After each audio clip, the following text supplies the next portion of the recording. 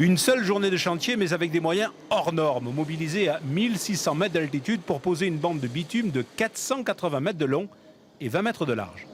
C'est des chantiers qui sont assez exceptionnels, parce que la plupart du temps on utilise une machine. Là, 3, c'est que c'est un gros chantier.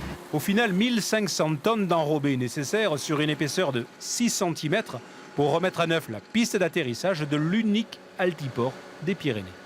Le fait d'avoir ces 3 engins en parallèle vont permettre de l'avancée de l'enrobé sur la totalité de la longueur de la piste sans phénomène de refroidissement et donc sans joint longitudinal qui, à long terme, affaiblirait la tenue mécanique de la piste par infiltration d'eau.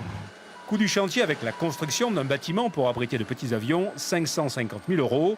Rénovation indispensable pour les avions, accélérée par des vélos.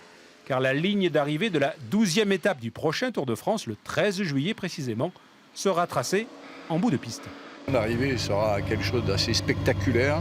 Donc on en a profité pour créer ici un petit barreau de raccordement entre la route départementale et le pied de la piste d'Altiport.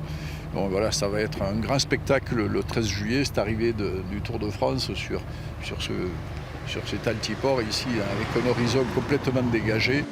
L'aéroclub de Peyragudes est aux Anges. La piste plus longue permettra l'atterrissage d'avions plus lourds jusqu'à 6 ou 8 passagers.